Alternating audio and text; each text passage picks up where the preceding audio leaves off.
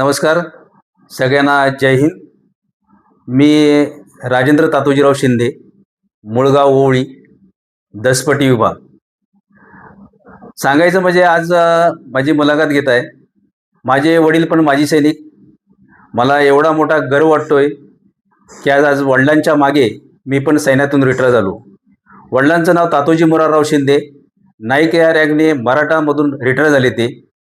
आणि आम्ही 5 भाऊ. 5 भावांमध्ये मी शेवट नंबर. मी पण भारतीय सैन्यामध्ये 21 पॅरा कमांडो स्पेशल फोर्समध्ये नियुक्त झालो. आणि आता सध्या आमच्या घराण्याचा वारसा म्हणून माझा पुतण्या संग्राम महेंद्र शिंदे हा पण 10 आर्मर्ड फोर्समध्ये नियुक्त झाला आहे. आणि मला ह्यातूनच सांगायचं आहे की आज आपल्या गावातील, वाडीतील, या आपल्या जिल्ह्यातील, पहिलं आपल्या जिल्ह्याचं नाव 3ऱ्या क्रमांकावर होतं. सातारा, सांगली, कोल्हापूर याच्यानंतर आपल्या जिल्ह्याचं नाव होतं. आणि मला आज वाईट वाटतंय की आपल्या जिल्ह्याचं नाव कुठंतरी कमी होतंय. म्हणून एक माझ्या या माध्यमातून तुम्हाला शिक्षण मिळावं आणि सैन्यात जाण्याची इच्छा व्हावी हे मी सांगण्याचा प्रयत्न करतोय. मी सैन्यामध्ये 23 फेब्रुवारी 1993 मध्ये मराठा सेंटरला जॉईन झालो. 21 मराठा सेंटरमध्ये 9 महिने ट्रेनिंग करून 21 मराठा लाईट इन्फंट्रीमध्ये राजस्थान कोटा या ठिकाणी माझी पहिली ट्रान्सफर झाली. आमच्या बटालियनचं एक 3 प्रशंसा पत्रक मिळाली होती. त्यामध्ये जे राष्ट्रपती होते आणि आमचे आर्मी कोर कमांडर यांनी सांगितले की ह्या बटालियन खूप महत्त्वाची आणि चांगली बटालियन आहे, हिला स्पेशल फोर्स पॅरा कमांडो बनवा. तर आमची ही 21 मराठा लाईट इन्फंट्री 1995 साली 21 para special force para commando बनली. आणि त्याच्यामध्ये मी पॅरामध्ये पूर्ण नोकरी केली. मी टोटल नोकरी 17 वर्ष 6 महिने 3 दिवस नोकरी करून बेंगलोरमधून रिटायर झालो. मी हवालदार या रँकने रिटायर झालो. सांगायचं म्हणजे आपला मराठा सेंटर आणि हे स्पेशल फोर्स खूप जमीन आसमानचा फरक आहे. आणि ह्या स्पेशल फोर्समध्ये गेल्यावर माझं खूप लवकरात लवकर प्रमोशन झालं. 9 वर्षामध्ये मी हवालदार बनलो आणि पुढे माझ्या वाटचालीला सुरुवात झाली. माझ्या आयुष्यामध्ये ज्या घटना घडल्यात त्या मी सांगतो. माझी नोकरी 6 वर्ष असताना आमचं युनिट राजस्थान आसाममध्ये जोराट या ठिकाणी होतं आणि कारगिल युद्ध सुरू झालेल्याची माहिती मिळाली. 6 वर्ष नोकरी असल्यामुळे एवढं काय असं वाटत नव्हतं. पण काजावाजा झाला की युद्ध सुरू झाले.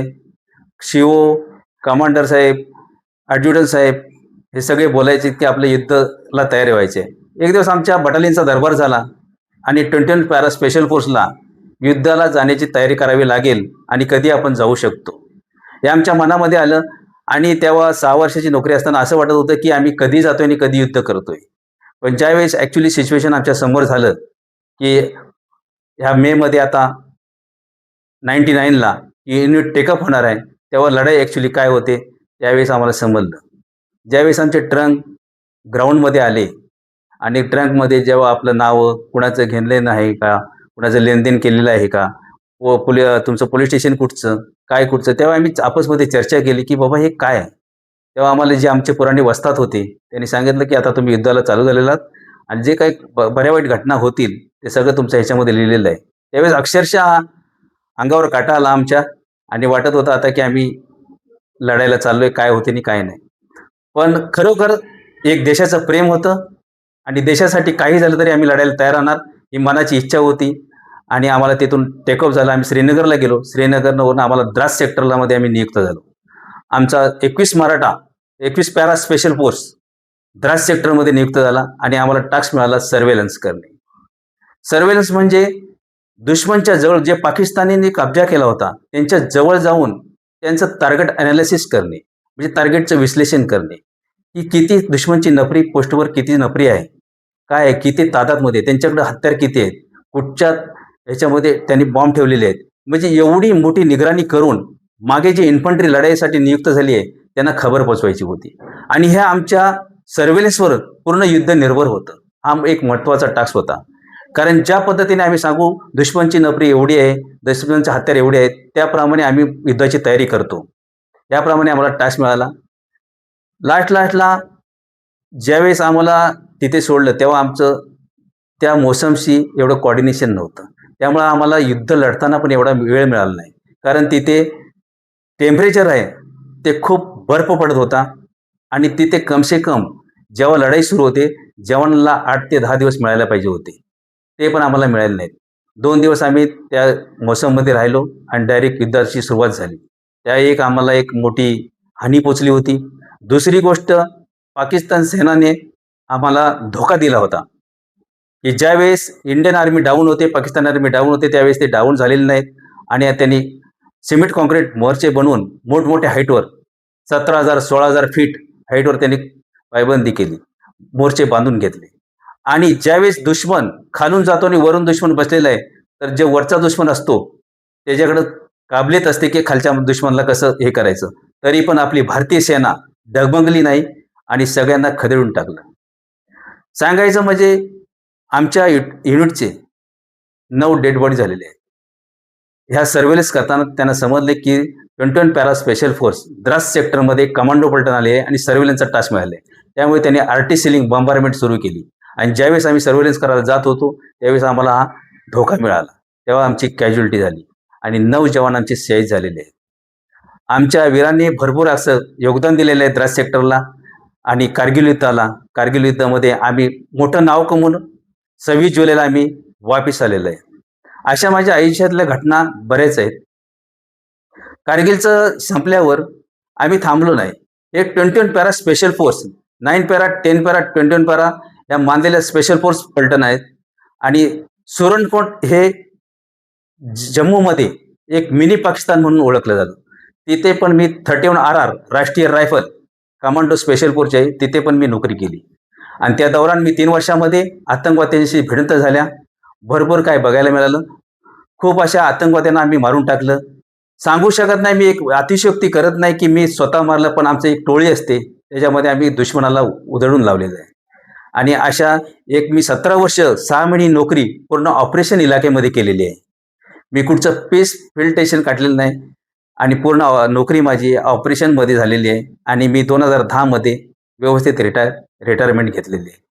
मला एवढंच सांगायचं आहे की मी हे जे बोलतोय हे आपले जवान, आपली जी मुलं आहेत त्यांनी आपण देशासाठी करावं. मी म्हणत नाही की आर्मीमध्ये जा, या आर्मीमध्ये करा. आपण दुसऱ्या क्षेत्रात राहून पण आपल्या देशासाठी आपण करू शकतो.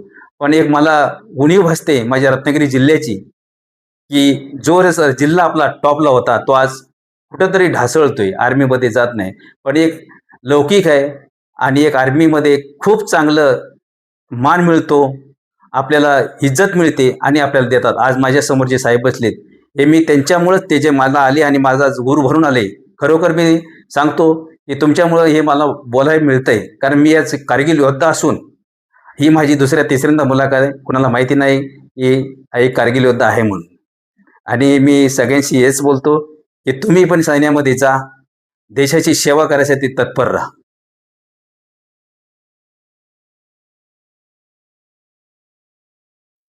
कारगिलमध्ये जेव्हा आम्ही 26 जुलैला विजय हासिल केला त्यावेळेस 21 पॅरा स्पेशल फोर्समध्ये जेवढे युद्धामध्ये सामील होते त्यावेळेस आम्हाला ऑपरेशन विजयमध्ये जे सामील होते त्यांना विशिष्ट सेवा मेडल म्हणून सगळ्यांना सामील केलं आणि विशिष्ट सेवा मेडल मला मिळालेलं आहे.